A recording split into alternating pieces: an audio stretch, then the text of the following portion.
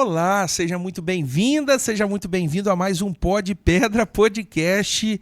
Hoje a gente está com um programa mais do que especial aqui. Tô realizando aqui um encontro nostálgico com uma grande amiga minha, que vocês vão saber quem é daqui a pouquinho, que aceitou o convite para estar aqui com a gente e desde já eu agradeço a presença dela.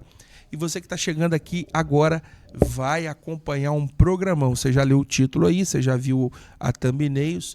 Nós vamos falar sobre vinhos, vamos falar sobre o trabalho do sommelier, vamos falar sobre gastronomia, sobre comida, sobre alimento, né? A gente vai falar sobre comida à mesa, né? E como a bebida, como o vinho, né? Faz parte dessa composição, dessa cultura, né? Desde os tempos bíblicos o vinho é relatado, ele tem a história, passa por um grande milagre, o primeiro grande milagre de Jesus, né? A transformação da água em vinho. Então o vinho ele é carregado de simbologia, de história, ele compõe o nosso dia a dia, a nossa cultura popular, não só popular, mas especialmente a cultura de paladares mais sofisticados, né? De pessoas que não apenas tomam vinho, mas saboreiam, vivem uma experiência degustando vinhos e com uma pitada muito especial de cultura aqui. A gente vai falar de um projeto muito importante que o Pó de Pedra já está apoiando, que é o projeto Livros e Vinhos, que você vai saber tudo agora. Você que está chegando aqui pela primeira vez, você já está aqui através da nossa convidada, da nossa amiga, seja muito bem-vindo, né? Seja muito bem-vinda nesse ambiente que nós estamos aqui. Para nós é uma honra e um privilégio ter você, porque a gente está aqui gerando conteúdo todos os dias, né? Construindo um pouco esse espaço na internet, esse espaço no podcast. A gente, entre aspas, a gente não briga com ninguém aqui, a gente é paz e amor. Mas do ponto de vista de mercado, a gente está aqui no páreo, diante de tantos outros canais muito maiores, né? De muito mais tempo, a nível nacional, do ponto de vista de são gerados nas grandes metrópoles, né? E nós estamos aqui dando voz, visão e apoio e espaço para personalidades locais aqui, gente que está com a gente todos os dias, né? No trabalho, a galera que é da Pedra aqui. Nós temos uma pessoa aqui que, além de ser sommelier, de trabalhar com vinhos, trabalhar com projetos de conhecimento e de bem-estar, também atua na Pedra. A gente vai falar sobre isso tudo aqui com essa convidada mais do que especial, Raquel Poletto. Tudo bem, minha querida? Tudo bem, muito obrigada pelo convite. Estou muito feliz, né, de revê-lo depois de tanto tempo. Pois é, eu pesava uns quilos a menos e posso provar. Já vou começar já matando essa... Te mandei uma foto aí, você viu, Saulo, no Zap? Solta essa foto aqui. Meu Deus do céu. Ó, você que está chegando agora, a Raquel é minha colega de estudo. A gente estudou junto, olha só que foto bonita aqui. Meu Deus do céu. Dezembro de quando aí? 97 ou 96? 95. Dezembro de 95. Meu Deus do céu. Olha, esse cara magrelo aqui sou eu, olha só as pernas de saracura. Olha, eu era galã só na sala lá, né? Você era todo animadinho. Um galã meio incompreendido, mas eu era um galã. E a Raquel tá lá na ponta com um buquê de flores lá, Raquel lá. É verdade. Isso foi, acho que final de formatura, né, de oitava série. Eu acho que foi o culto Galdino, final. Foi no Galdino. Galdino. Eu me lembro vagamente, assim, não lembro todos os detalhes, mas eu lembro que todo mundo foi de branco. Foi. Aí aqui tá a nossa querida Sabrina, que se tornou uma amiga minha também. Tá o Debona ali. Aquela menina, eu me esqueci o nome dela. Eu não me lembro. Não sei se é Luciana, ela. Luciene, alguma coisa assim. Me Não perdoa, me colega, se você lembrar e estiver assistindo aí, tá Meu só Deus, imagem na TV. Não tinha como retocar foto, não tinha nada, né? Era o que saiu. Que saiu. São as poses, né? Lembrança boa. Era vídeo de 12 poses, 14 poses, algumas poses qualquer. E o Debona, que era galã. O Debona era galã mesmo, com esse cabelinho dele virado para lado. E Bruno, o Debona eu reencontrei depois de um certo tempo na empresa, no trabalho. Fala só. E o Samuel hoje parece muito com você. Você acha? Antigamente. Hoje vocês já são parecidos. Antigamente, então, mais parecido ainda. Eu era bem magrinho, cara. Eu nunca fui gordo, não. Eu tô gordo agora, reconheço, mas... Eu lembro que você gostava muito de desenhar. Você desenha ainda? Desenho. Na verdade, eu gosto tanto de desenho que eu me tornei desenhista de profissão, sabia? Que massa. Só que técnico, né? Eu fui pro CI e fiz curso técnico de edificações. Então, você sabe que eu lembro que a gente ficava falando dos professores, algumas coisas assim, você escrevia, a gente ia contando umas historinhas, era um caderninho, uma cadernetinha. Na época era comum ter umas... A Raquel lembra disso. A gente se falou um pouco, mas você lembra disso, Raquel? Eu lembro. Falei, vamos falar disso eu lembro dessa caderneta. A gente tinha umas cadernetinhas, tipo de pão, caderneta que deixava na padaria para fazer anotação. A gente tinha uma cadernetinha, tinha um cara que eu muito tempo, eu não sei nem se está vivo ainda, deve estar, né? Wesley Pá. Esse cara, ele tinha um irmão dele também. Wesley Pá, ele sempre foi meio nerd, tocava teclado. Tocava teclado. E ele era um grande amigo, mas também era meio doidão, assim, só tirava notão. E ele gostava de desenhar também. E a Raquel ficava animando a gente. Não, vamos fazer, vamos não sei o quê. Aí todo dia, a gente tinha um anedotário, eu não sei como é que diria o nome hoje. Todo dia, um dia era eu, outro dia era o Wesley, e passava pelo crivo da Raquel. A Raquel sempre ia lá. Qual que é eu inventava a história. Inventava as histórias. Qual que é a charge de hoje? Não sei o quê. E eu acabei me tornando um cara um pouco medianamente popular na escola, por causa desses negócios do violão também. Você sabe uma parada que eu me lembro, lá do Galdino? Você não vai lembrar disso, mas eu vou. Tinha as gincanas. Você lembra das gincanas? Lembro. Que você tinha que levar as paradas, aí tinha que arrecadar, né? Se você levasse um sabonete, né, valia 5 pontos. Você lembra disso? Eu lembro, e qual a turma que ganhava, né? Aí o sabonete valia 5 pontos. Tinha coisa que valia mais pontos. Isso, papel higiênico, 1 ponto. Eu não sei, eu tô chutando os pontos. Mas eu sei que, tipo assim, a média dos pontos, o máximo de pontos era, tipo assim, né, 50 pontos. Só que tinha um item que valia 200 pontos, que era uma Bíblia ou Novo Testamento. Aí sabe o que eu fiz da nossa galera? Eu liguei para os Gideões Internacionais, que sempre distribuíam Bíblias na igreja e nas escolas. E eu pedi para eles lá fazer um trabalho de Bíblia na escola e falei que era da minha equipe. Chegou lá, o pessoal dos Gideões entregou Bíblia para todo mundo e eu computei. Eu não lembro. Eu acho que eu ganhei. Eu acho que isso virou até polêmica lá, porque a regra não falava se era para ficar lá para dar para as pessoas mais carentes ou se podia dar para a escola, né? No meu caso, o pessoal foi lá numa boa, distribuiu os Novo Testamento para todo mundo e eu computei os pontos lá e nós ganhamos. Mas você sabe que na época do Galdino, assim, eu admiro muito a escola, porque era uma escola que tinha laboratório. Não sei se você lembra disso. Eu lembro. Algumas coisas eu lembro mais, outras menos. Biblioteca. As professoras faziam coisas muito concretas assim com a gente. Você lembra uma vez que a gente tinha que fazer uma maquete daquele Morro das Andorinhas? E aí, cada equipe tinha que fazer. No final, a professora ia levar a gente lá no alto Nós do morro. fomos lá, pô. Você lembra disso? A professora não foi. Mas nós gente fomos. Foi sozinha. Você lembra que a gente foi? Eu lembro disso. A gente subiu aquele morro lá. A gente subiu pelo cemitério. Pelo cemitério, um monte de moleque novo de 14 anos, de 13 anos. 14, 13 anos. E a gente subindo aquilo lá, tirando uma onda, aquela fase de descoberta, né? E tinha o Aurélio, tinha uma galera. Tinha uma galera boa. A galera né? boa, eu não lembro de todo. Na verdade, eu tinha um pouco de preconceito assim com o Galdino, não pela galera do Galdino, eu sempre me dei bem. Mas é que eu estudava no Anacleto, né? No Anacleto Ramos. E aí, cara, a vida inteira no Anacleto. Aí minha mãe, não, você vai estudar no Galdino. Naquela fase também de virar adolescente, aí eu fui pro Galdino a contragosto. Tinha um professor, um escuro, um negão, que andava de bicicleta, professor Cláudio, né? Que era professor de matemática. Ele era bom pra caramba e sempre atencioso com a gente. Vozeirão, sempre. E pegava firme com a gente. Eu lembro do Cláudio. Nós tivemos ótimos professores. Todos eles moram no meu coração. Clícia, Nilza. Nossa, lembro dessa galera aí. Quem que era a professora de português nossa? Você lembra dela? Eu lembro que a gente teve Maristela e Clícia. As duas eu me lembro. Acho que a Edinho também deu aula pra gente. Não, mas eu acho que é a Maristela. Maristela e Clícia. Enfim, a gente... Aquela fase de descoberta, né? Justamente essa foto aqui é os 14 anos, né? 13, 14, 15 anos, que você está saindo da fase de adolescente e se tornando homem e mulher adulto, né? E estamos aqui. Exatamente. Tinha uma baixinha ela que estudava com a gente também, que montou uma loja no shopping Cachoeiro, esqueci o nome dela. Juliane, abraço, beijo pra Juliane. Esse dia eu encontrei com a Juliane, Juliane, você lembra? Ah, lembro e tal.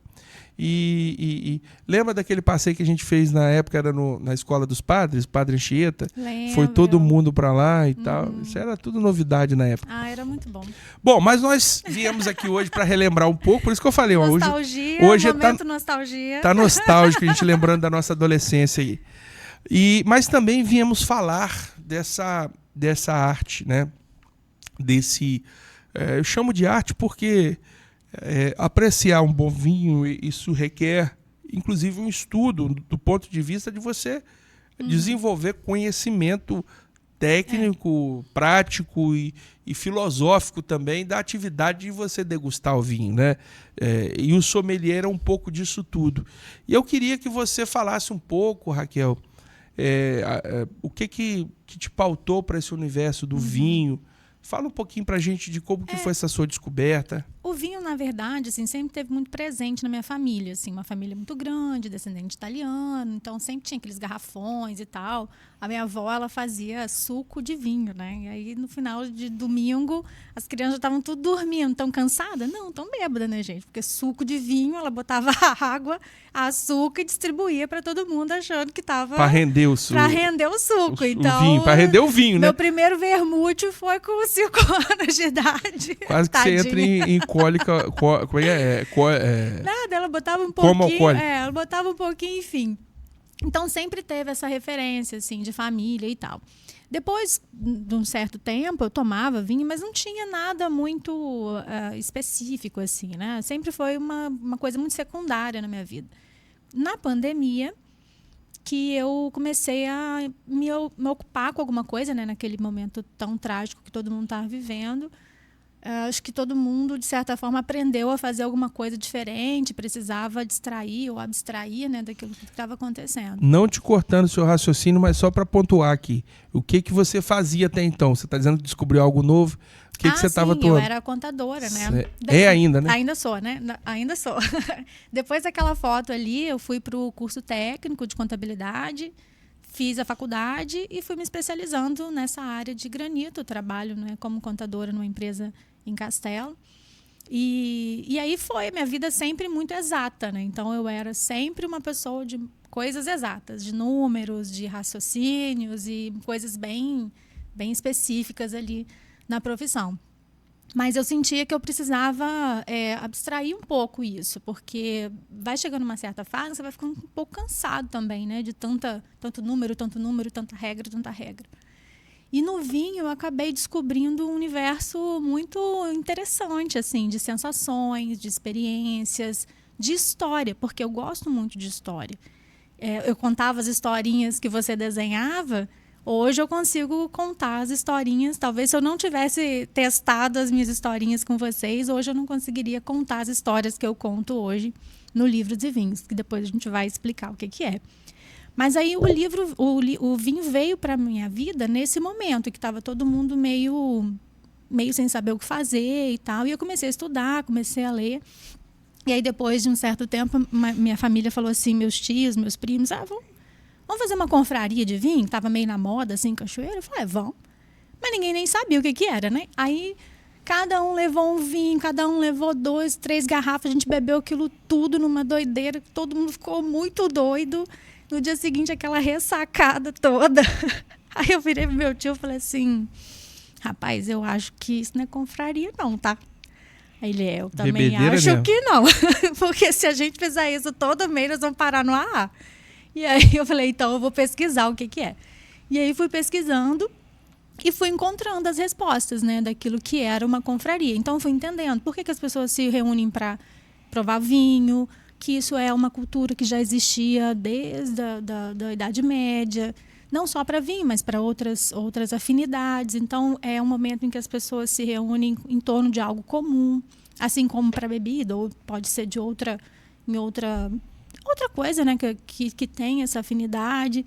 E é para juntar as pessoas. Então, o vinho ele tem essa capacidade, esse aspecto de conexão, de juntar, de fazer memória, de estar em torno da mesa. E aí a gente começa a pensar que a história do vinho é assim mesmo. né? Desde quando o vinho foi descoberto, ele sempre teve uma conexão muito grande com a cultura dos romanos, nos gregos, né? Se a gente for ver até biblicamente, né? Noé, quando acabou o dilúvio, ele plantou uma vinha. Tudo bem que ele bebeu, ficou doidão e acharam ele meio doidão, mas Peladão. era uma vinha, né? Era vinho. E aí a gente vê os aspectos, até mesmo nas bodas de Caná, como que o vinho faz sentido na vida das pessoas. E eu me encantei assim, com isso e comecei a estudar exatamente por conta das histórias, não só pela bebida em si. Porque abrir uma garrafa, você vai no mercado, compra, abre, bebe, dá um ondinho ou não. Mas o que está por trás de cada garrafa? As mãos que plantaram, o terroir que foi colhido, as mãos que os pés que pisaram aquela uva, quem fez, quem pensou, quem engarrafou, vinhos que pessoas que fizeram há 50 anos atrás que ainda nem foram abertos, que essas pessoas já nem existem mais. Então, isso tudo me encantou, né? E aí eu comecei a estudar, fiz os cursos, né? Fiz curso de sommelier no Instituto Federal de São Paulo e alguns eu fiz em Bento Gonçalves. E isso foi me dando assim mais vontade ainda, né, de estudar e organizar. Isso que eu ia te perguntar, como é que se torna um sommelier? Porque gente que degusta vinho tem um monte, né? Eu me lembro que eu até citei o nome dele aqui num outro programa. Teve uma vez que eu fui lá no Palácio do Café. Para quem é do café isso é normal, tá? Mas a gente não é do café, a gente é do granito. Se eu falar que eu fui na pedreira, eu vou te falar várias vezes. Agora na área do café, eu não sou plantador de café. Apesar de hoje a gente ter o Pó de Pedra Agro aqui, que a gente está sempre promovendo o agronegócio. Bom, aí lá naquele Palácio do Café em Vitória, tem um amigo meu, Daniel Forza, que o pai dele é plantador, ele também, né? Eles têm negócio lá, não sei se está... Bem, eu não quero especular sobre o negócio dele, eu sei que o negócio é grande. E aí ele me levou numa sala lá, que tinha os degustadores de café, e ele fez uma demonstração. O pessoal não bebe, tem toda uma técnica para você medir a acidez, a não sei o quê, o encorpado, né? Enfim. E no vinho a mesma coisa. É similar, muito né? parecido. Como é que se torna um sommelier? A sommelier é uma atividade hoje regulamentada, né? Ela tem CBO e tudo, né, organizado mesmo dentro da legislação, mas ela não tem necessidade de fazer um curso como o enólogo, que faz o vinho, não é um curso de graduação. Então, o mais comum é que em cada estado, né, existe hoje no Brasil a Associação Brasileira, né, de Sommelier, e Você cada faz estado... parte? Assim, indiretamente sim, né, porque eu me formei como sommelier. Mas você pode se associar ou tal, Entendi. ou não. E em cada estado vai abrindo uma ramificação, né, dessa associação. Então, tem a Associação de Sommelier do Rio Grande do Sul, Associação Brasileira de Sommelier do Rio de Janeiro, de São Paulo. No Espírito Santo, não tem. Então, para a gente fazer curso aqui no Espírito Santo de Sommelier é muito difícil, porque ou você tem que ir para fora, ou você tem que ir para Vitória, que tem uma escola só que faz, mas não é nesse nível, não é nesse sentido da ABS, né? E aí a gente tem que procurar o que fazer fora daqui. Então, dá para fazer online, dá para fazer híbrido. Eu fiz online e presencial. E aí você tem, geralmente, uma carga horária aí de 100 horas, 60, 150 horas de estudo. E o que estuda, né, o sommelier? Ele vai estudar a história do vinho, como que surgiu, como que começou. Aí ele vai focar nos países, né, os tipos de uva, os tipos de países. O Chile produz... tal região, assim, com uva XYZ. No Brasil, a gente tem terroir, na China, na Austrália, não sei aonde. Então, você vai estudando cada região com as suas propriedades de cada uva, o que ela traz, a uva tal, tem esse tipo de aroma e tal. Então, o sommelier ele vai estudando esse universo para aproximar o consumidor do vinho. Porque existe uma dificuldade, assim, existe uma coisa tipo, nossa, eu gosto de vinho, mas eu não entendo. Já ouviu essa frase? Muita gente fala isso. Eu gosto de vinho, mas eu não entendo. E aí, quando você começa a entender ou a explicar, a pessoa bebe melhor. Ela bebe, às vezes, mais moderadamente. Ela não vai entrar numa bebedeira, porque ela vai começar a escolher melhor o que ela vai beber. E aí ela começa a pensar, isso combina com o quê? Com comida tal. E aí você vai fazendo essas harmonizações. Então, o sommelier, ele aproxima o vinho do consumidor. E o ambiente natural do vinho é a gastronomia. Então, assim, o vinho sozinho, às vezes ele não tem o mesmo sabor que você harmonizar com uma comida, com uma carne, com um prato, com queijo. Então, são N possibilidades assim que a gente tem nesse mundo do vinho. E eu gosto muito desse tipo de serviço. Então, a minha especialidade, vamos dizer assim, é fazer as harmonizações, fazer as confrarias, fazer a curadoria desses vinhos, e fazendo com que as pessoas tenham uma experiência não só da bebida, mas uma experiência de conexão com as pessoas que estão ao redor da mesa, contar a história de onde veio aquele vinho, quem plantou, quem colheu. E isso tudo encanta. Então, as pessoas criam uma boa memória. Então, isso que é muito legal. Eu gosto muito disso, assim, dessa área do serviço. Agora, o consumo do vinho é diferente da cerveja, né? Sim. Como é que você traçaria um paralelo entre esses dois tipos de produtos que são tão apreciados no Brasil? Qual a diferença? Na verdade, assim, no Brasil, a cerveja é muito popular, né? Reina, né? Absurdamente. O vinho, ele ainda é um pouco obscuro, assim, ele ainda é um pouco difícil de acesso. Por esse desconhecimento, né? Que você não sabe o que vai encontrar numa garrafa. Se você abrir uma cerveja aqui no Brasil, aqui em Cachoeiro, e abrir essa mesma cerveja lá em Florianópolis, lá não sei aonde, você vai beber a mesma coisa. O vinho é diferente. Se você bebe um vinho aqui e tal, você vai beber daquela mesma uva de um outro país, ele é diferente. Então as pessoas têm um pouco de medo. Por isso que o consumo da cerveja é infinitamente disparado aí com o consumo do vinho. E no Brasil, especificamente, a gente tem essa dificuldade do preconceito contra o vinho brasileiro também. Então, a gente percebe assim, o vinho brasileiro não é bom e tal. O vinho brasileiro é bom. O vinho brasileiro está crescendo. A gente tem vinho sendo plantado, sendo colhido e feito na Chapada Diamantina. A gente tem vinho sendo feito no Nordeste. A gente tem vinho sendo feito em Brasília, em Goiás, no Centro-Oeste, aqui no Espírito Santo, no Rio Grande do Sul.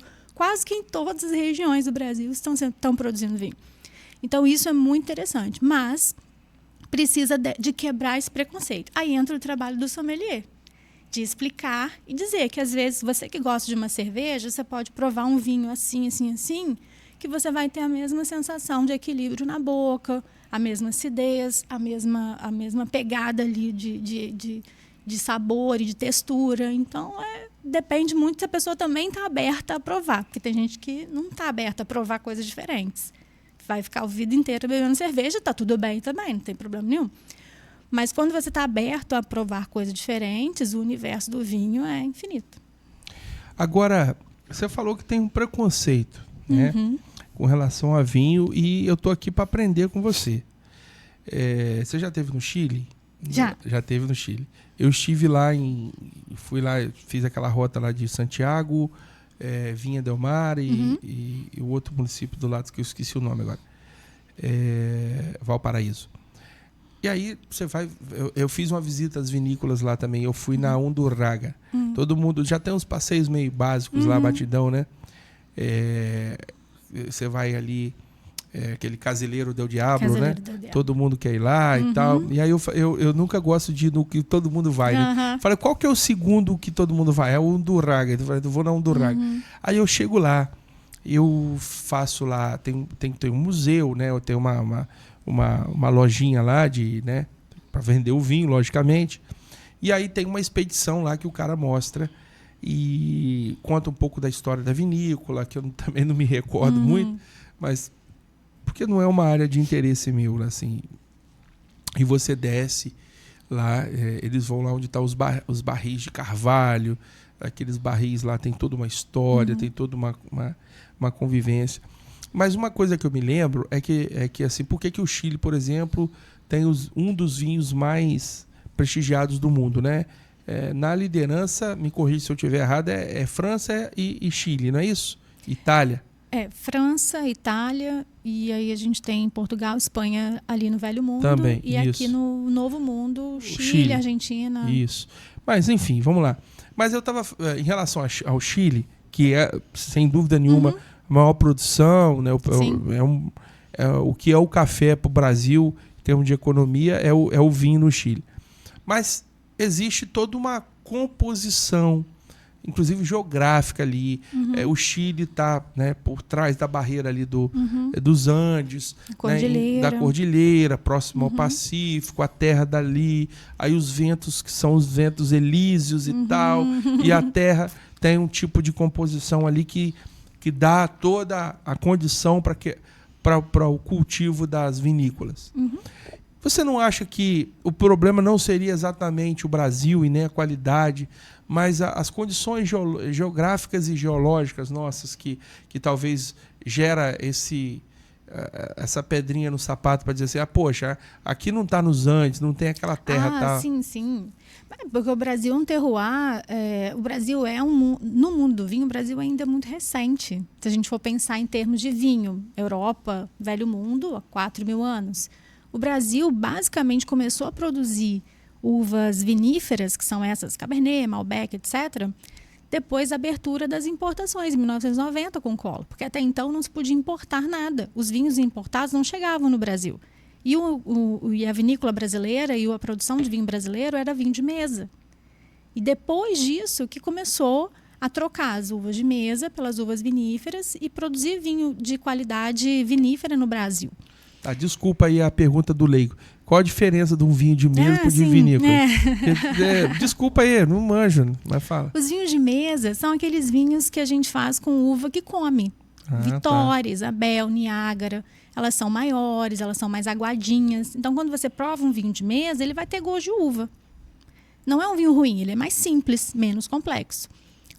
A uva vinífera, a Cabernet, a Malbec, essas que a gente já está mais acostumado, são menores, mais concentradas, e elas têm outras composições químicas, ingredientes, que quando você põe na taça, você sente aromas de outras coisas que não a uva. Que doideira, hein?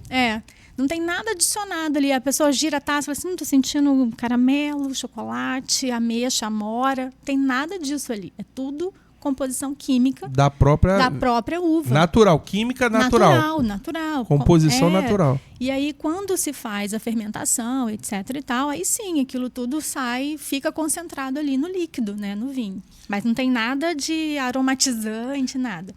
E aí, só para concluir o raciocínio, no Brasil, então, começou essa produção porque aí os vinhos importados começaram a chegar. Aí começou a chegar chileno, começou a chegar argentino com seus Malbecs totalmente amadeirados.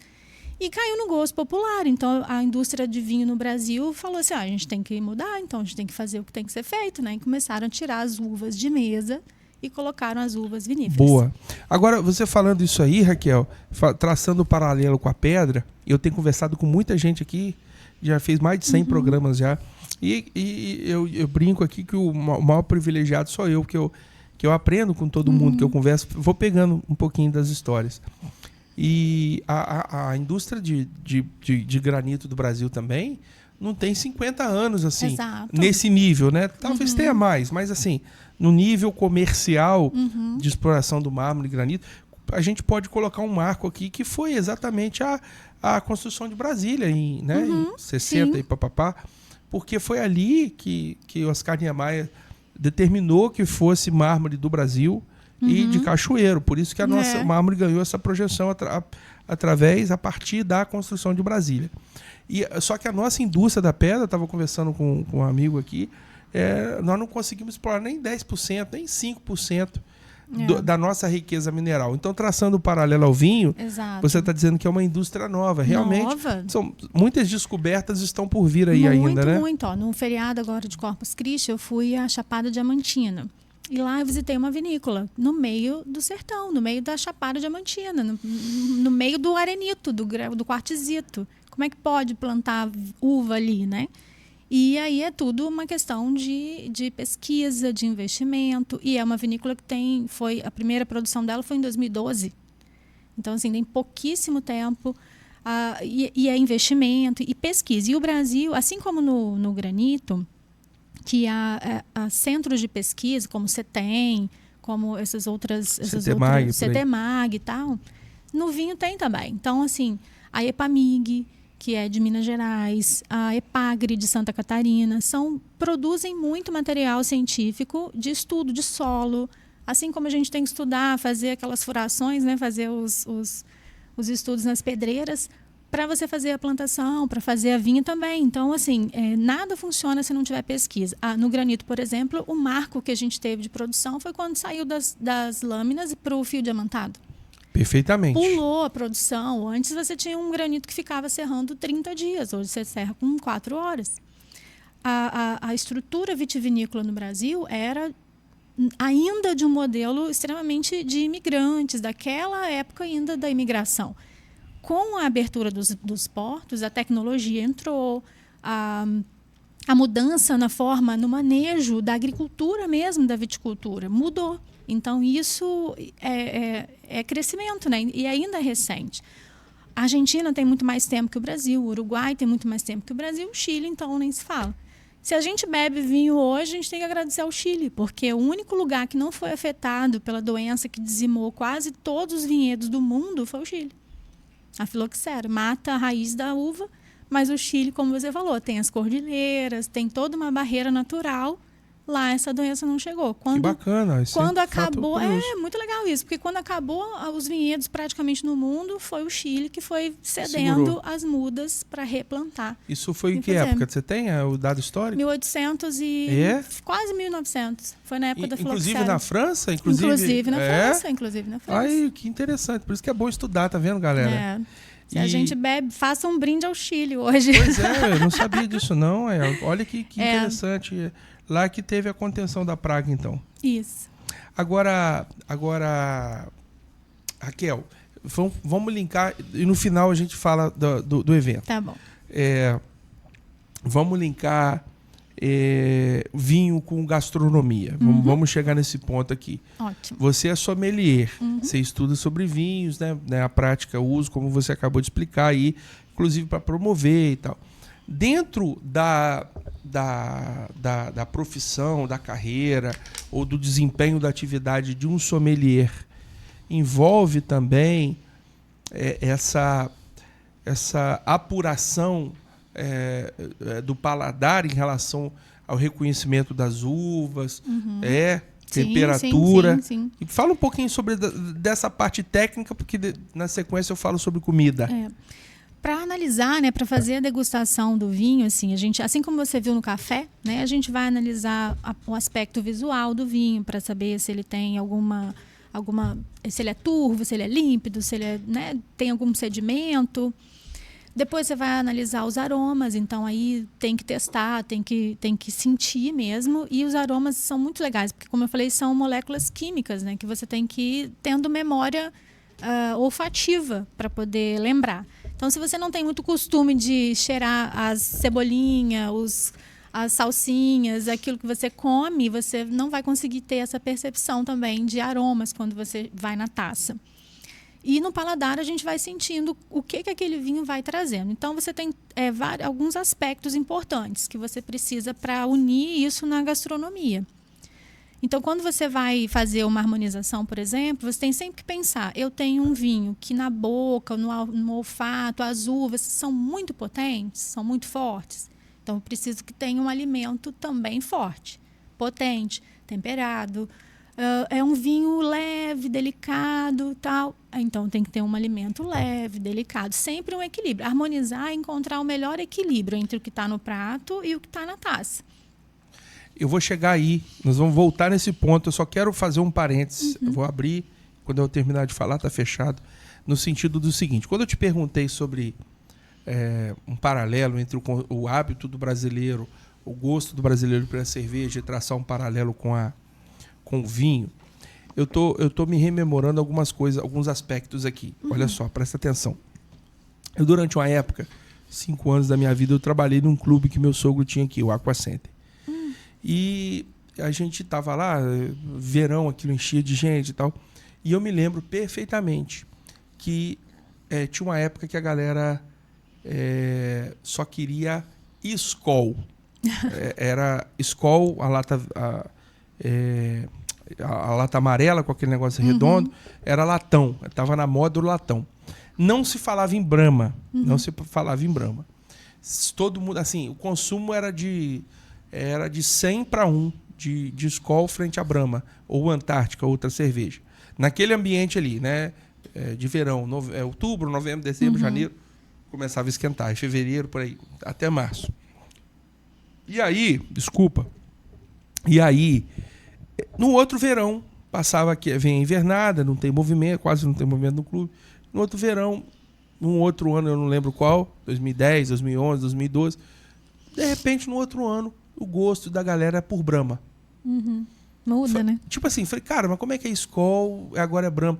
E aí a galera vinha com aquela história assim, não, a Skol agora tá mais aguada, e a Brahma é mais forte, é mais concentrada, não sei o quê, papapá, chopp.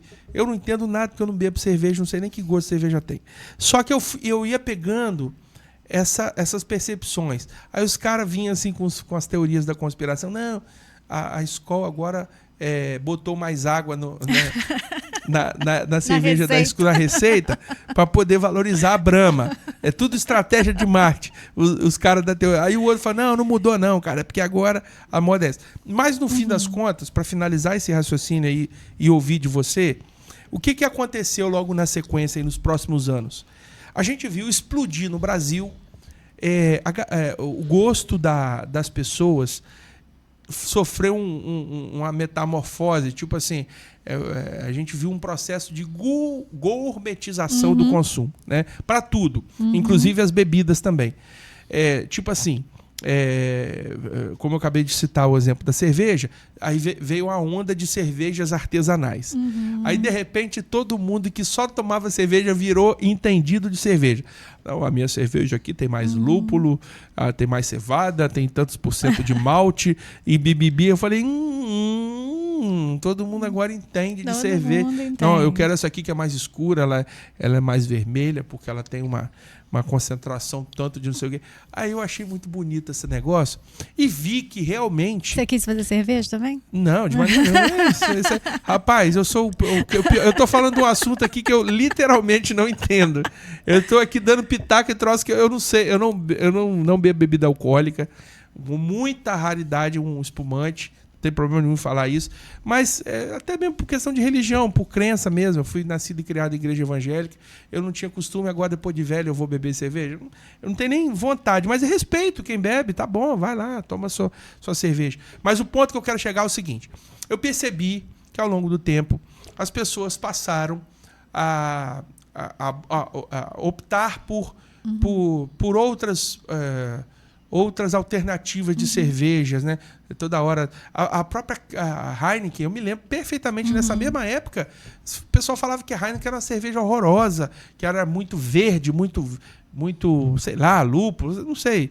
Era uma concentração diferente que não agradava o mercado. Hoje, a Heineken é meio que líder aí, até onde eu sei, né? E eu percebo também que na questão do vinho, o povão, você não tinha acesso a vinho, como você bem falou. Você comprar um vinho, você não tem opção, né? Você não tem acesso a determinadas fontes de... Hoje, os nossos supermercados locais, todos eles têm uma área de vinho lá. Uma adega, né? Inclusive com sommelier. Com sommelier, né? E opções diferentes e tal. E eu me lembro perfeitamente que quando se falava em vinho lá em casa, né, nos anos 80, nos anos 90, se falava daquele garrafão. JP, como é que é? JP, sangue de boi. Sangue de boi.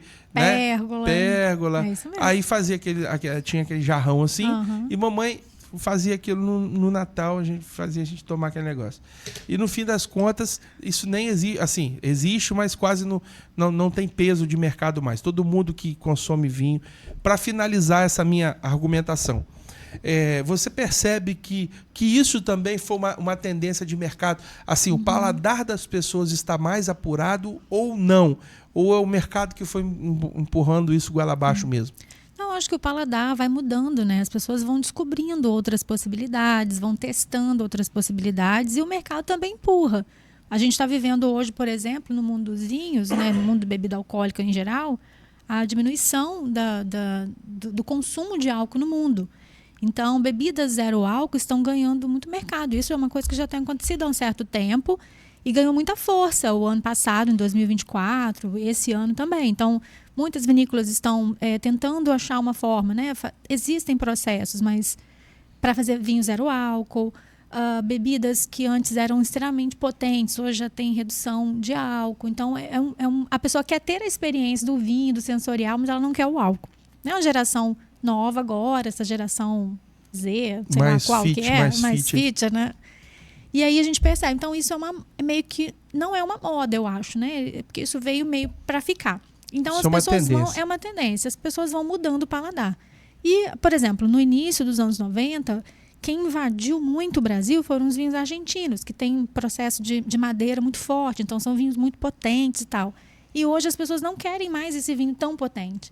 Então já há uma mudança de paladar e o mercado vai se adaptando. Então as vinícolas vão tirando mais a madeira, vai deixando o vinho mais fruta, mais livre dessa potência que a madeira traz. E aí a gente vai descobrindo. Por exemplo, uma outra corrente que está ganhando muita força hoje são vinhos com pouca intervenção, assim, né? Porque a gente pensa, o vinho é de uva, mas tem muita química, tem processos, né, que são de muita intervenção humana. E aí tem uma corrente, até, né, o pessoal chama de vinhos naturais, que são vinhos que não são filtrados, tem um processo diferente que são mais naturais mesmo, né? E ganha força. Então, tudo depende de como o mercado se comporta. Tem gente que gosta muito, tem gente que não gosta nada. E o paladar vai mudando. Então, eu sinto que assim, o paladar do brasileiro mudou. Primeiro, do vinho de mesa para o vinho vinífera, né? Do vinho fino. E hoje mudou de um paladar muito carregado, de uma potência muito forte, para um vinho mais leve. E a sua preferência pessoal? O que você gosta de provar? Você vai falar que gosta de tudo, da mesma coisa. Não. Eu gosto muito de vinhos mais potentes, mas não com madeira. Assim, eu gosto da fruta mais potente. Por exemplo, taná, eu gosto que combina com muita carne. Eu gosto de carne, né, de churrasco e tal. Então, o taná fica muito legal com churrasco. Tempranilho, são uvas mais fortes, assim, eu gosto. E qual que você não gosta? Fala, Bruno, não me oferece que eu não bebo. Que eu não bebo? Acho que eu nem sei como te dizer que eu não tenho uma que eu não bebo, porque eu tenho que experimentar para saber se eu vou gostar ou não, né? Não, fora do trabalho da experimentação. Eu digo assim, você vai escolher uma mesa lá, por exemplo, eu nunca faço peixe em casa, nunca. Sabe o que é nunca? É nunca. Mas se você me convidar para ir na sua casa e tiver um peixe bem feitinho, eu vou comer de boca boa. Sim. E vou amar. Se tiver bem temperado, bem feito, claro que eu vou amar. Mas eu não faço. Acho que uma uva chamada Gamay. É uma uva mais que não tem, para mim, não tem muita não acha legal. Muita diferença, não. Tá. E a comum que todo mundo toma é qual?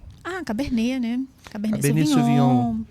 Sauvignon Blanc, Chardonnay, que são brancos. E esse tratamento aí, explica para o pessoal a diferença, porque a galera tem essa dúvida, do Brut pro Demi-Sec, isso, pro outro lá, que no caso dos espumantes aqui, por exemplo, né, a gente tem o Brut, Demi-Sec, isso tudo diz a respeito com a quantidade de açúcar que fica no vinho. Não o açúcar que é adicionado, o açúcar da própria uva, né? Quando termina o vinho, o espumante, se ele não ficou com nada de açúcar ali, então ele vai ser um extra brut, ele vai ser um brut. Se ele ficou com um pouquinho de residual de açúcar, vai ser um demi-sec, um pouquinho adocicado. E se ele ficou... E o moscatel, por exemplo, que já é mais adocicado, porque a uva é doce, né? A uva já é mais adocicada. Então, é tudo pela quantidade de açúcar residual do vinho. E os vinhos, eles podem ser espumantes ou tranquilos, né? Os espumantes têm gás carbônico da própria uva, da fermentação, e os vinhos que não têm gás carbônico a gente chama de tranquilos, né? Os espumantes são nervosos.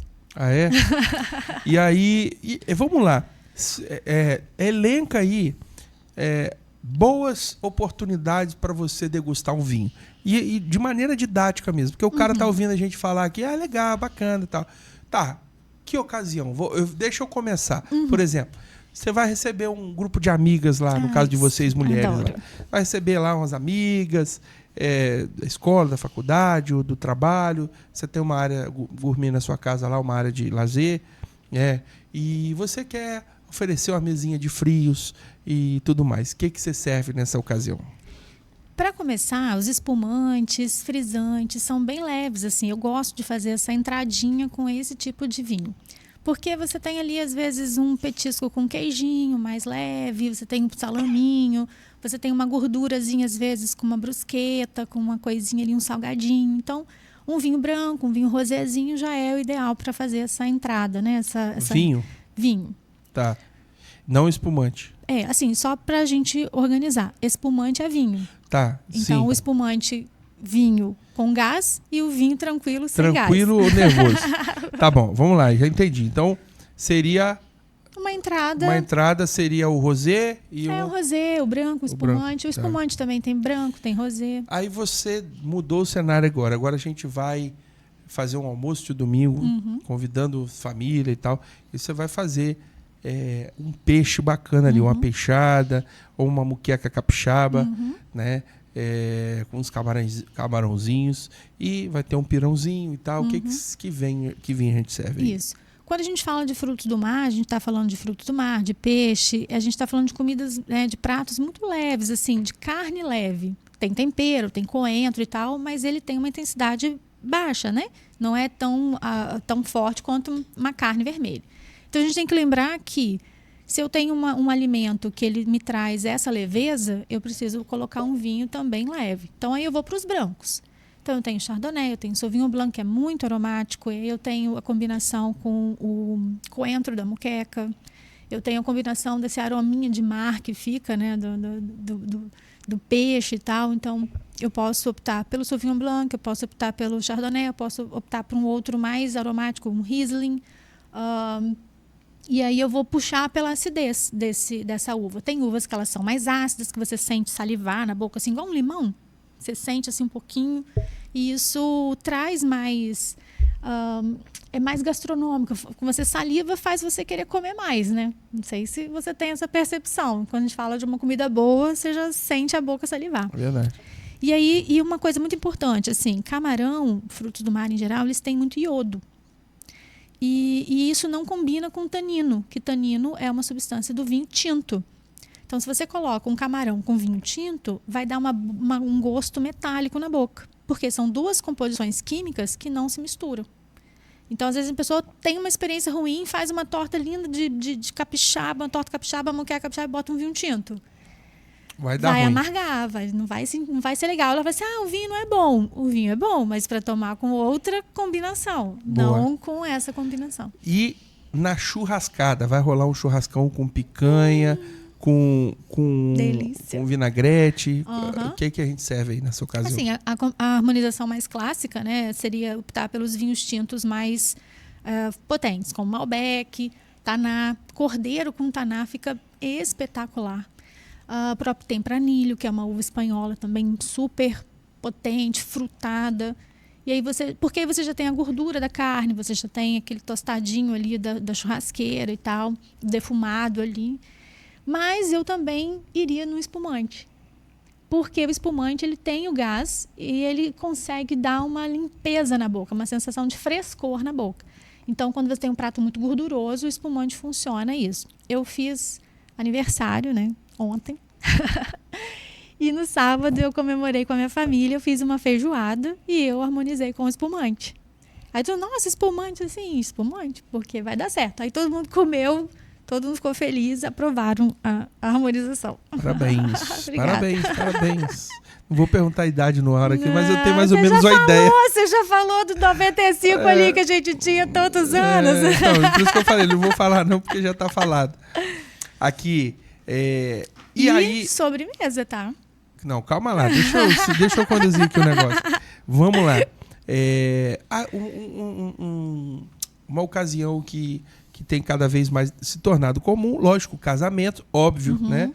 Mas cada vez mais as pessoas têm optado em fazer cerimônias menores, mais reservadas. Aí o cara faz um almoçozinho padrão ali, né? Um arrozinho, uma farofinha, um lagarto bem temperado, né? Uma peça de carne ou um frango e uma saladinha e tal.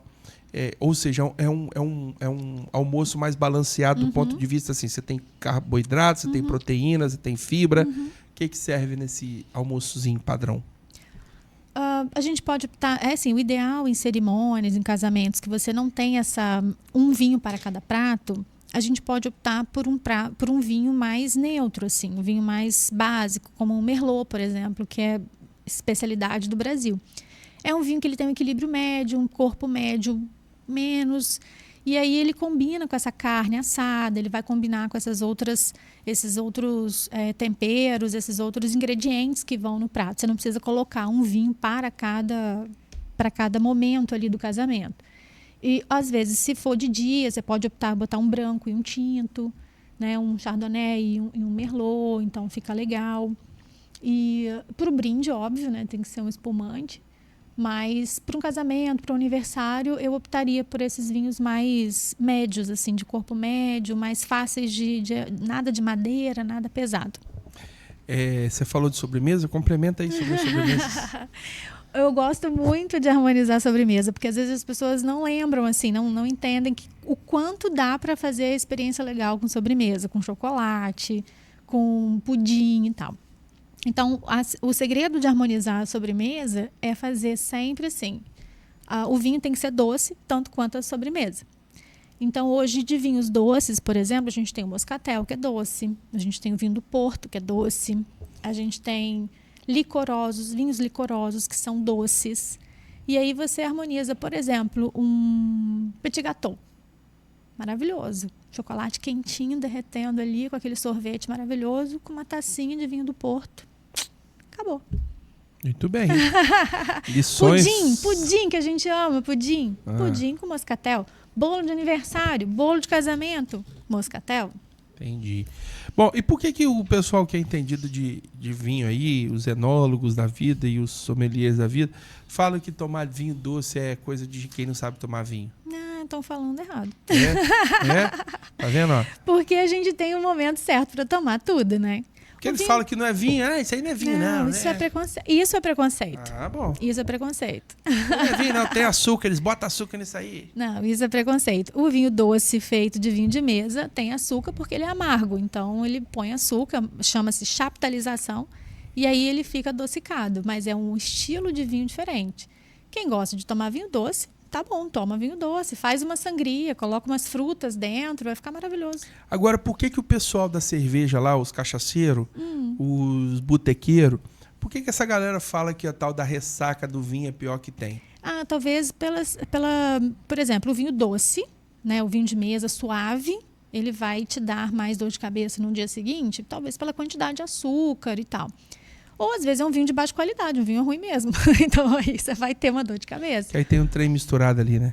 Sim, porque, por exemplo, imagina, para um vinho custar na vinícola, vamos botar assim, R$18 a garrafa, talvez ele não tenha a quantidade de uva que que custa 50 tem. Entendi. Então, ele tem conservante, ele tem uma série de coisas adicionadas ali que pode te dar dor de cabeça.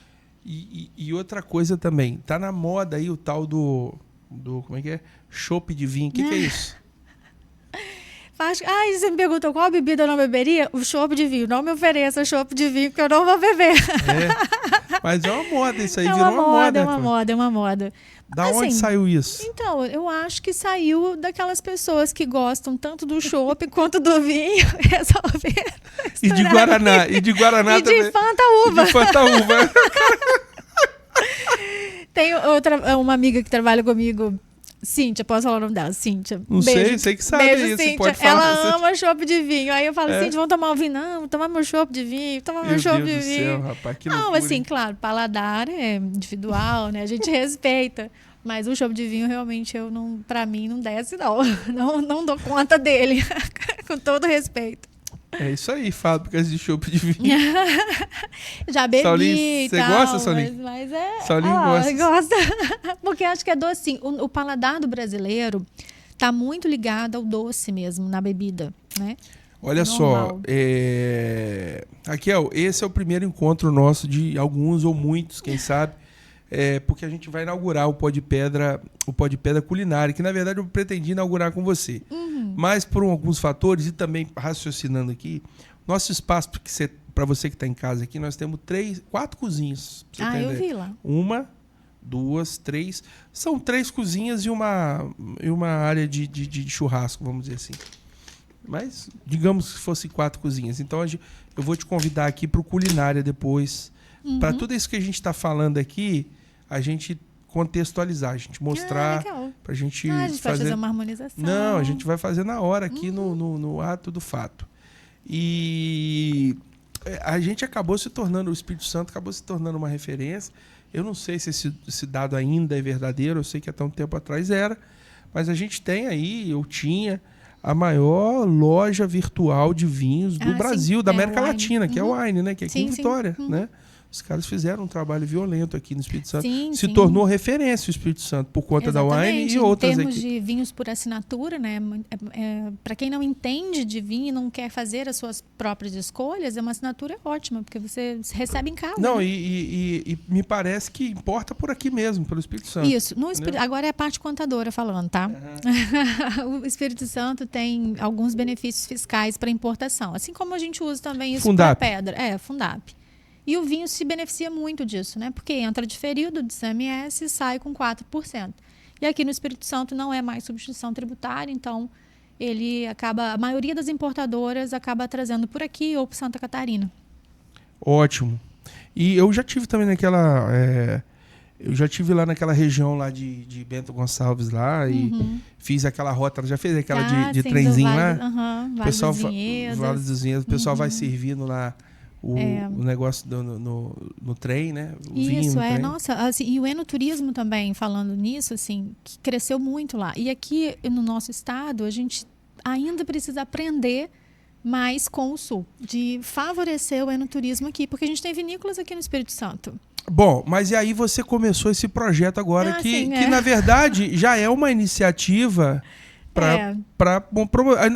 Olha só, Raquel, não adianta, eu já percebi uma coisa nessa vida.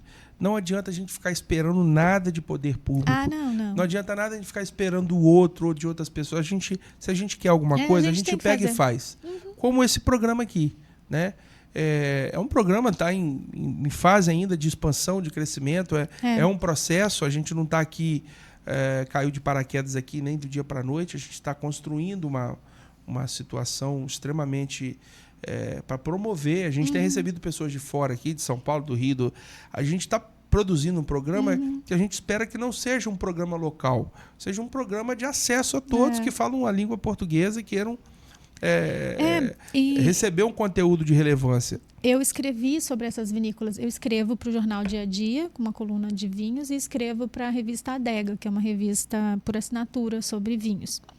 E aí eu fiz uma série de reportagens sobre as vinícolas aqui do estado. Ah, é? Tá no Dia a Dia. Não sei se eu posso falar isso. Pode falar. Esse Dia a Dia é da onde? É daqui de Cachoeira mesmo, aqui do estado. Então, assim, promove a nossa cultura local. E aí, escrever me ajuda também a ter que pesquisar e a ter que é um exercício, divulgar. Né?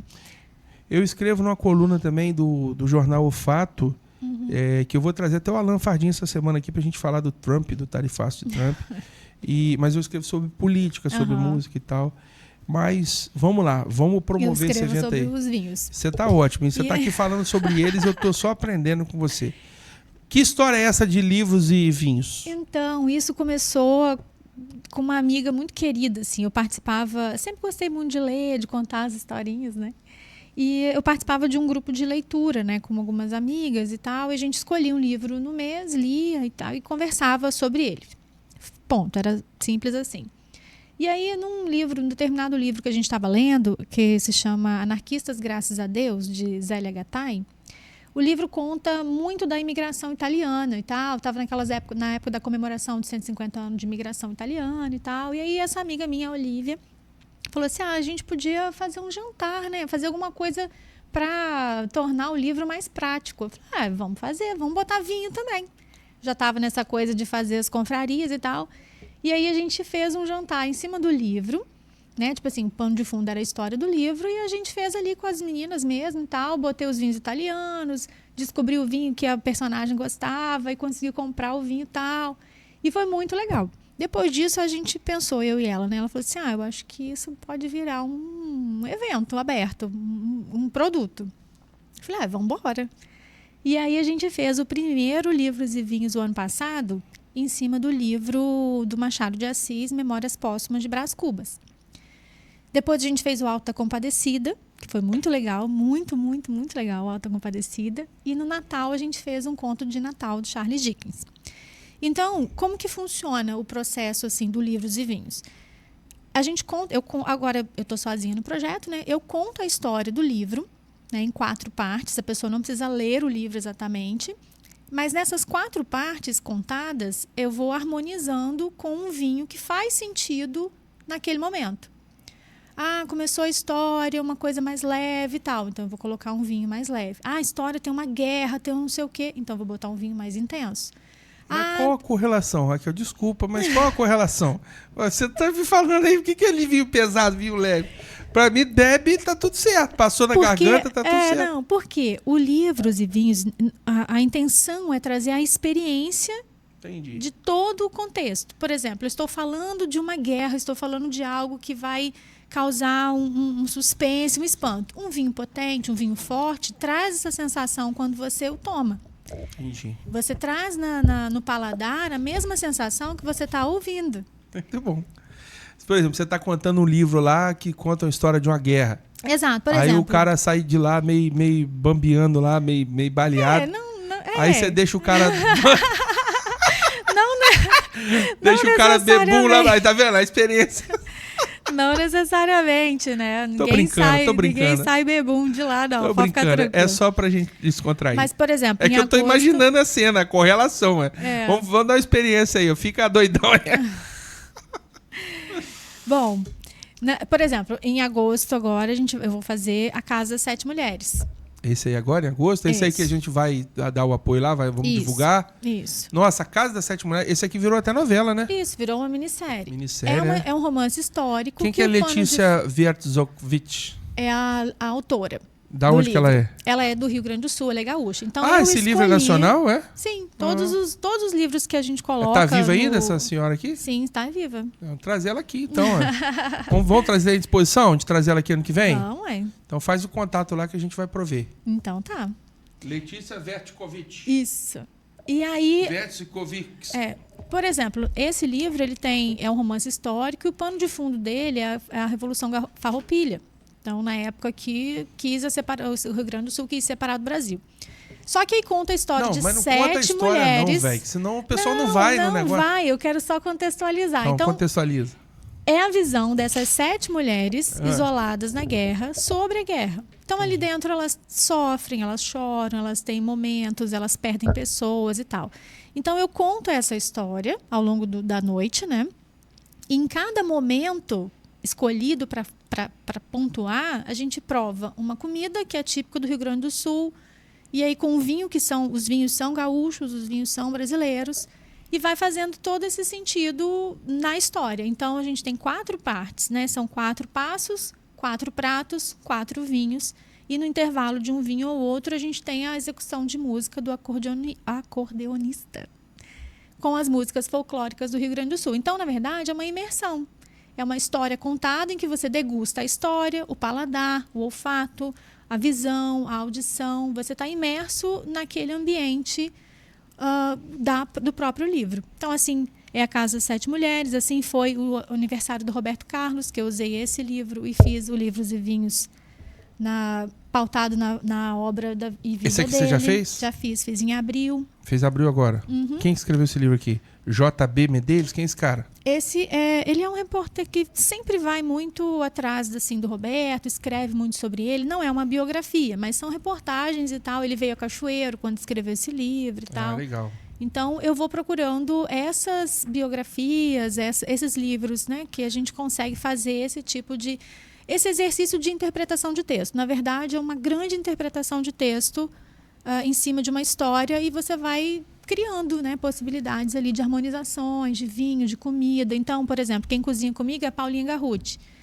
E aí a gente conversa, vamos colocar comida gaúcha. Então, ela vai correr o que tem no gaúcho, o que tem no Rio Grande do Sul e tal. Esse vai ser em outubro. E o do Furacão... Roberto Drummond. Esse é pesado, hein? Mas você gosta dos negócios meio polêmicos também, hein? Nada. Isso aí é ótimo. Por quê? Eu vou trabalhar vinhos mineiros. Vinhos de Minas Gerais. Porque eu sempre gosto de fazer essa correlação. Nada ainda de Rubem Braga? Então, o Rubem Braga eu vou fazer na época do aniversário da cidade o ano que vem. Ah, é? o Quebra-Nós. Esse aqui é esse internacional, aí é de Natal, né? É isso aí, Natal, a gente não tem muita opção brasileira, né? De Natal, de livros que lembram o final do ano e tal. E aí esse vai ser no Natal, em dezembro. Muito bom. E esse livro é curtinho assim mesmo? É. Quebra-Nós? Muito lindo. E você tem uma biblioteca em casa? Você guarda esses troços? Eu guardo. Não é biblioteca, não. Como é que chama? É que você guarda livro? É biblioteca mesmo. É uma biblioteca, meio adega. Não, tem um nome que fala, me fugiu aqui agora. Aqui, não, é muito interessante. Carlos Drummond, já fez Carlos Drummond de Andrade? Não, ainda não. Eu tava vendo um conteúdo sobre ele, gigante aí, o cara é fera. Carlos Drummond. Tem sim, muita tem gente muito boa. livro, né? Tem Só Newton que Braga também, né? Tem. Porque assim, eu não faço todos os meses. Então eu escolho durante o ano 4 literaturas, porque senão fica muito maçante também. Eu já entendi tudo. Agora, a minha pergunta. Como é que faz para participar? Se você tem que comprar ingresso? Isso, tem que comprar o ingresso. Não tem que fazer uma triagem, não, porque também levar um cara lá. Um cara, tipo assim, é muito desagradável pessoas que adentram em ambientes que elas não estão preparadas para estar. O cara entra lá e fica lá só piruando, lá, dando pitaco errado. O cara é inconveniente, ou a mulher inconveniente. Como é que você faz essa triagem para saber se o cara gosta disso mesmo, vai apreciar isso lá? Na verdade, as pessoas que procuram já têm uma certa simpatia pelo mundo dos vinhos, pela literatura. Então, quem procura para participar, sempre antes pergunta como é que é. Então, eu explico como é que funciona. Ah, não, isso não é para mim, não. Beleza. Ah, eu quero, mas eu explico antes. Então, quando a pessoa faz o contato para fazer, né, comprar o ingresso e tal, para botar o nome na lista, eu já faço essa triagem, explico como funciona, eu mando o vídeo de como que foi e tal. Mas no momento, no dia do evento, quando estão todas as pessoas sentadas e tal, todo mundo fica à mesa, tem uma taça para cada vinho, tem uma papelaria que combina com a história. E aí eu explico, nivelo todo mundo, porque eu faço a condução guiada de tudo. Então, eu vou explicar o que a gente vai fazer, como isso vai se comportar, o vinho tal, você vai prestar atenção nessa comida agora que a gente vai servir com isso e tal. Então, ninguém fica solto. Entendi. Eu faço essa condução durante a noite toda. Você está fazendo isso sozinha, Raquel? Eu faço sozinha. Caracoles, poxa, eu fico feliz de anos depois te reencontrar e ver você com essa energia e com essa aptidão, assim. Eu fico até emocionado, porque eu lembro da nossa sinergia lá e você sempre gostou disso, cara. Você sempre gostou disso. Isso ficou adormecido, né, durante muito tempo. Parabéns. E é legal porque, assim, o que eu mais gosto de ver é as pessoas descobrindo uma literatura que elas não conheciam. Posso dar uma sugestão de um livro? Por alguma outra coisa. Você botar na programação? Porque eu tô vendo aqui muitos livros romanceados, muitos romances. Por que você não bota... Pensa aí, O Homem que Matou Getúlio Vargas, de Jô Soares, já leu? Já li. Não gostou? Fraquinho, né? Podemos pensar. Eu tô todo animado, falei, vou dar uma dica. Não, ótimo, mas o que acontece? É porque ele é tipo um trailer, né? Ele é um trailer policial, tipo assim, cômico. Eu não tô vendo nada cômico aqui, eu tô vendo muita coisa. O cômico a gente fez mais no ano passado, né? Memórias Póstumas era bem legal. O Auto da Compadecida também foi bem divertido e tal. Mas eu preciso sempre ter essa possibilidade de fazer esse link com determinados vinhos, assim. Então, entendi. Desculpa, então. Aí eu tô aqui me metendo no bedelho. Não, mas a gente pode analisar todas as possibilidades. Analisa o negócio aqui o seguinte. O cidadão ou a cidadã quer participar. Como é que faz? Então, eu tenho o Instagram, né? Raquel.poleto. E lá pode fazer o contato, tem o meu telefone, tem o número de contato para fazer essa primeira triagem e a inscrição. Esse que a gente vai apoiar lá, eu preciso de material para a gente divulgar aqui. Me diga uma coisa, quantas pessoas irão? Então, como são eventos de degustação e é um pouco restrito, são 18 pessoas por dia. E vai ser aonde? No Stone Plaza Hotel, lá no aeroporto. Perto da exposição ali. Tem uma área lá? Fábio, tem. E aí eles foi super legal, assim, eu consegui descobrir eles. O Fábio também fez faculdade comigo. Então é legal essa coisa de você reencontrar, né, as pessoas, assim. E tem um espaço super legal que dá para fazer um ambiente bem restrito, bem controlado. E tem a cozinha que é disponível. Porque um problema hoje em Cachoeiro de fazer eventos assim é que a gente não tem muito espaço com a cozinha disponível. Você faz um restaurante, você está preso à gastronomia do restaurante. Você viu o nosso espaço ali? Eu vi, achei muito legal. Aqui, dá para até fazer aqui. Muito bem. E paga quanto? R$180 por pessoa. E isso está incluso 4 vinhos, água, o jantar e a parte cultural da noite. Muito bem. E não tem nada musicado? Tem. A gente tem a presença do Jefferson, né, que acabou de ganhar agora o Festival de Sanfona de Viola. Você pode trazer ele aqui, que é um menino especialíssimo. Pode passar por Landim que a gente articula. E ele toca, ele vai fazer a parte da gaita gaúcha, né? Então, cada momento do livro, a gente vai ter uma ideia fechando legal, aquela parte do livro com a gaita gaúcha. Muito bem. Pessoal, essa é minha querida amiga de muitos anos que não a vejo, mas é sempre um prazer reencontrá-la. A Raquel Poletto. Tinha mais uma coisa. Diga. Depois, isso tudo é editado, né? Não, pode falar. Vai tudo ao vivo, do jeitinho que tá. Não tem nada de edição aqui, não. Não, uma coisa que eu esqueci de falar, que é pode muito falar. Interessante, assim. A parte contadora falando, né? Um trabalho muito legal que eu tenho feito é essa parte de carta de vinho. Você falou assim, quando a gente vai beber um vinho, tomar um vinho, não sei o quê. Os restaurantes precisam ter esse direcionamento, assim. E fazer isso é muito legal, porque quando o cliente chega, ele já sabe exatamente o que ele vai harmonizar, ele sabe que o vinho que está ali já foi pensado com aquele prato que ele vai comer. Então, isso é muito bacana, porque às vezes a gente vai nos lugares e qualquer vinho que está ali, às vezes não foi nem pensado, nem combina e tal. E o vinho acaba sendo um grande aliado para o ticket médio aumentar. Então, agora a gente está para ir chegar à Feira do Mármore, a gente tem esse monte de gente que vem na cidade e tal. Então, por que não pensar também nessa parte de atendimento ao cliente no restaurante com as coisas especificadas, né? Com os vinhos especificados, né? Então, isso é muito E você muito presta legal. Esse trabalho. E eu faço esse trabalho. Então, você que é meu amigo, dono de restaurante, de bar, de lanchonete, de casa de massas, de casa de... Serve comida, meu amigo? Entre em contato com a Raquel Poletto. A gente fez um trabalho assim no Brás e Companhia, ficou muito bacana. Pra carne, com o Antônio. Muito legal. Não é à toa que o Brás e Companhia hoje é grande referência aí, né? Nossa, cresceu muito.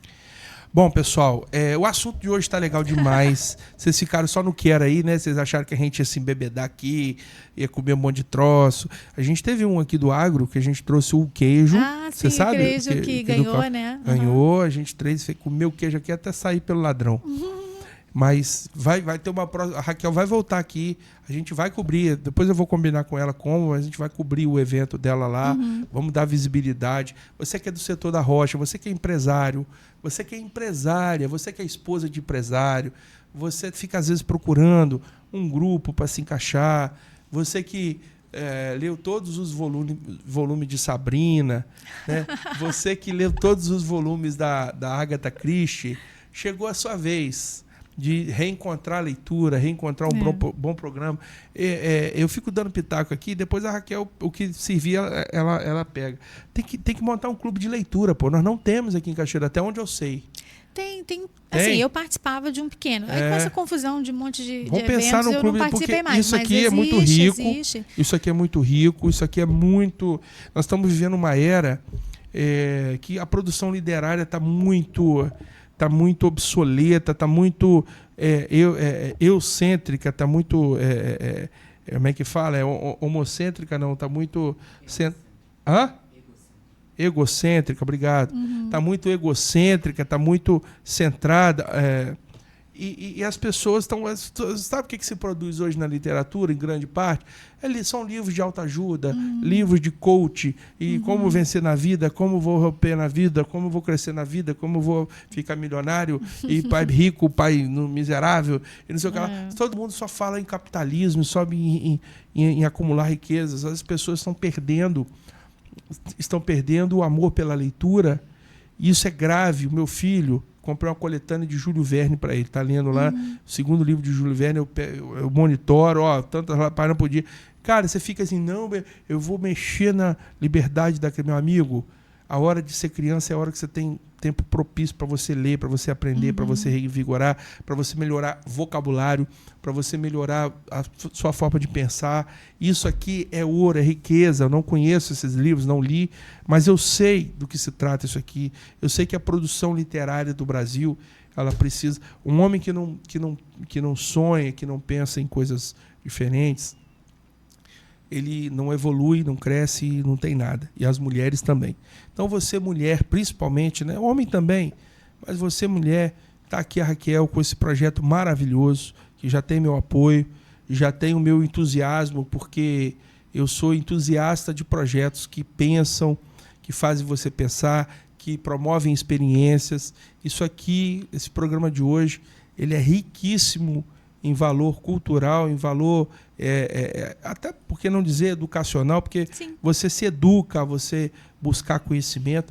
E uma pessoa que tem a profissão dela, ela é contadora, passa o dia inteiro vendo números, vendo exatas, e ela se dedicar a esse mundo lúdico, a esse mundo da experiência, da experimentação. Isso é muito bom, Raquel. Eu estou realmente muito impactado positivamente, estou muito feliz com o nosso reencontro aqui ser recheado de tanta coisa legal, sabe? De tanta iniciativa bacana. Você está de parabéns pelo caminho que você escolheu, pela sua forma de enxergar a vida e o mundo. Você não perdeu nada daquela menina adolescente que você já era. E só perde colágeno. Sim, mas tudo bem. Todos nós perdemos alguma coisa, ou ganhamos, né? No meu caso, eu ganhei pelo menos uns 30 quilos aqui. Mas estamos vivos, estamos com saúde, né? Tá tudo certo, então tudo bem. Mas eu digo que não perdeu a essência, né? Você sempre teve essa essência aqui. É bonito ver isso. Eu fico feliz demais, né? De saber que nem todos nós nos perdemos aí nos números da vida, né? Nos dilemas da vida. Parabéns pelo seu trabalho, parabéns. Obrigada. Você já conta com o meu apoio, com o apoio desse projeto nosso aqui também, assim como das empresas parceiras que estão com a gente. E que a gente esteja juntos mais vezes para falar de leituras, para falar de vinhos, para falar de comida, para falar de coisa boa. Isso. Obrigado pela sua presença. Deixa uma consideração final para a galera aí. Eu que agradeço e fico muito honrada, né, de participar com todos vocês aqui. Fica o convite, mas fica o convite para você experimentar vinhos na sua casa, com a sua família, no redor da mesa, criar conexões, criar memórias, porque o vinho é tudo isso, né? O vinho cria essa conexão. Então, boas taças, bons brindes e vamos lá no Livros e Vinhos, que vai ser muito legal. Muito bem, galera. Estamos juntos. Fiquem com Deus. Obrigado por ter estado até aqui. Se você assistiu esse programa até o final, curta, comente, compartilhe, interaja com esse conteúdo. Siga a nossa página aqui, mete o like, curte. Fica com a gente e volte mais vezes. Nós temos uma gama muito importante de programas para você aqui. Muito obrigado, valeu. Tchau, tchau.